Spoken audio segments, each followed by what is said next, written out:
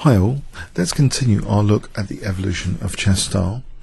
Interestingly, despite the USSR 1940 championship being won jointly by Botvinnik and Lilienthal, who had played the tournaments of their lives, and it was expected that they would have a playoff match which would decide the challenger to Alexander Alekhine.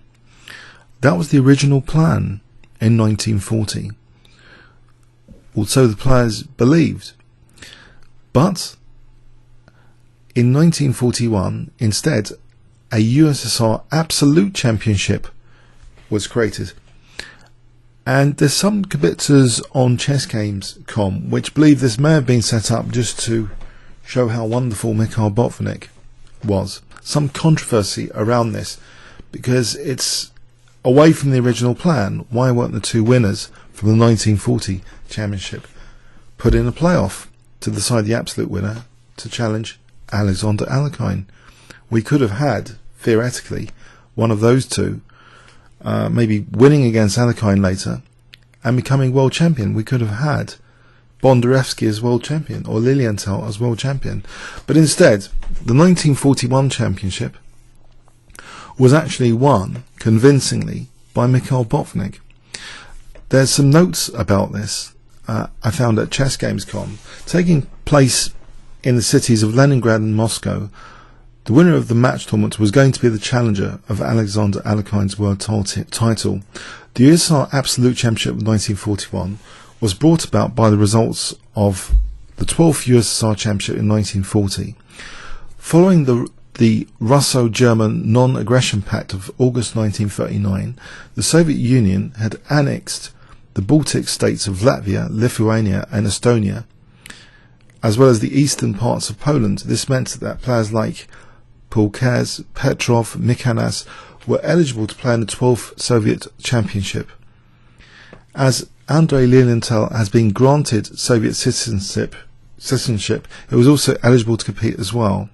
So the hall in the 12th championship had excellent acoustics, so the players suffered with noise from the audience.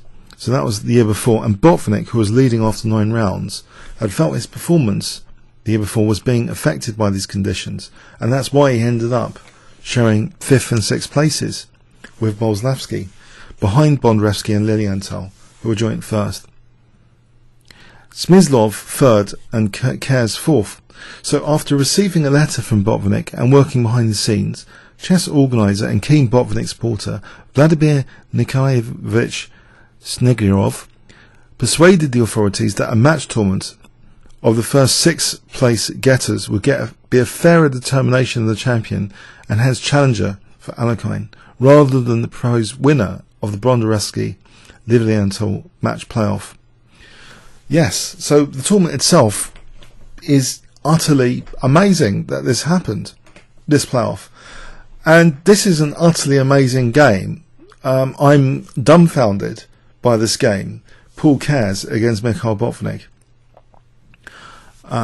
Keres from Estonia. So that had been annexed. Just remember that. This is the background to this game in a tournament which, in my view, personally shouldn't have been created.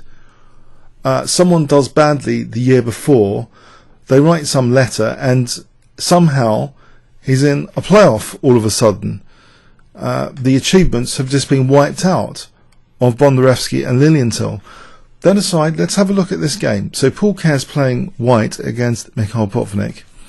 D4, knight f6, c4, and Botvinnik plays the Nimzo Indian defence. Knight c3, which is permitted here, knight with knight c3, bishop b4, queen c2. This is all quite theoretical so far. d5. A popular move is c takes d5, and that was played here, very popular in live book. E takes d5. Another alternative is queen takes d5 there. Bishop g5, so very theoretical so far. h6, bishop h4. c5, still very theoretical. But usually what white plays in this position is d takes c5.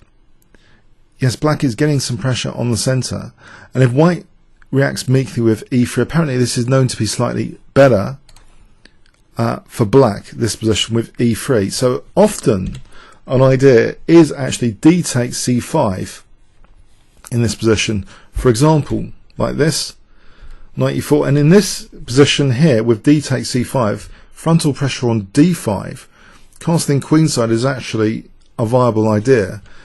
But there's also other moves here which are often played, like e3, or even taking on b8 is in the live book, but e3 is the most common. So this continuation, which looks a bit scary for the potential discover attacks, is actually okay. It's meant to be okay. It's a bit of a crazy line with the discovered check here. It's a crazy line, but apparently it's about equal, this line. It's pretty sharp, pretty scary. So anyway, but in this position, funny enough, this move castling queenside, relatively unheard of. Usually d takes c5 or knight f3 or even e3, but castling queenside, just in principle, looks exceptionally bad. Engine evaluation, technically, black's clearly better now immediately after casting queenside. There's more area of responsibility to cover, king safety issues. The c file hasn't even been resolved here, so black could get some potential c file pressure with c takes and a tempo gain, and he does this. But first he plays bishop takes c3. He gives up the dark square bishop, and it's just a very, very bad position for white to play. This is like being handicapped, this position. Paul Keres is an absolutely amazing player, the uncrowned king of chess, beaten a large number of world chess champions, and in this game with casting queenside has provided essentially an open goal, like an early penalty.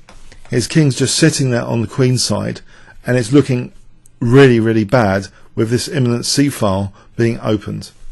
So queen takes c3. This is not how to play with white, and it allows black a series of forcing moves, which also are not just forcing moves, they gain positional advantage at the same time. So they're the best type of forcing moves. Sometimes you play forcing moves and you're weakening your position. Not in this case, because of that c file, that open goal for a penalty. So g5, the first forcing move, which provides the option now of knight e4, among other things. C takes d4, just stripping open the c file. Queen takes d4, an important tempo gain, knight c6. So the queen side's being rapidly mobilized.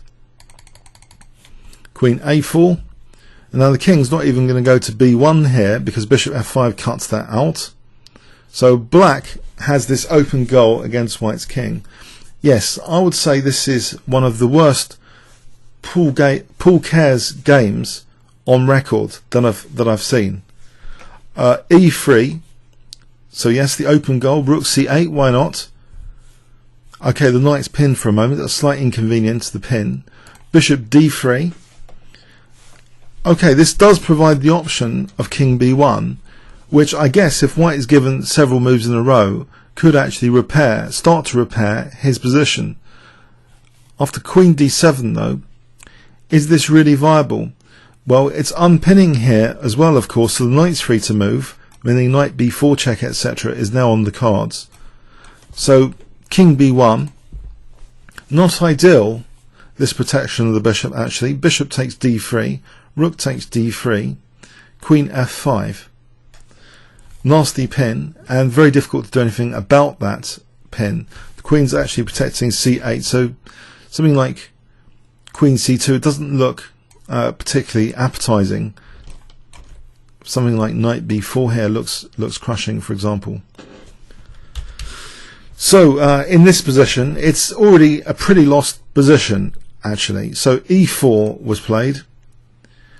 We have knight takes e4, which now carries with it threats like knight c3 check, just discovering again the attack on the rook, or knight d2.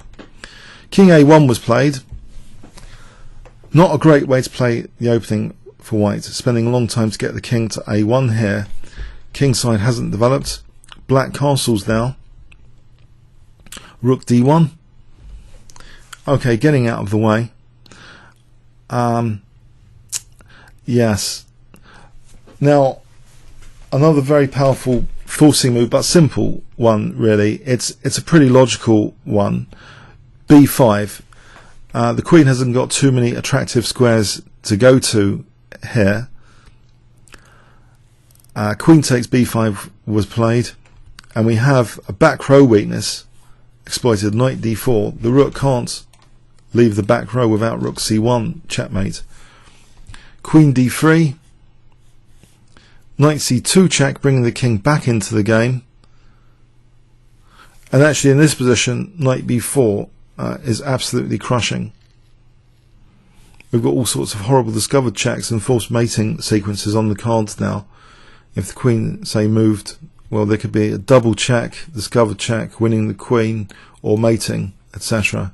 Yes, it's not too hard to play the black position, but to be honest, if we just go back earlier, this move casting queenside is just ridiculous. It's just completely ridiculous move in this position.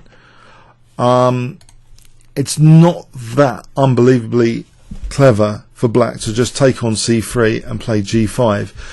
So yeah, I don't know.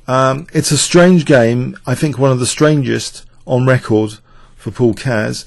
But I've given you the background for the game, so I hope you can decide for yourself if this is Paul Keres at his best. Comments or questions on YouTube. Thanks very much.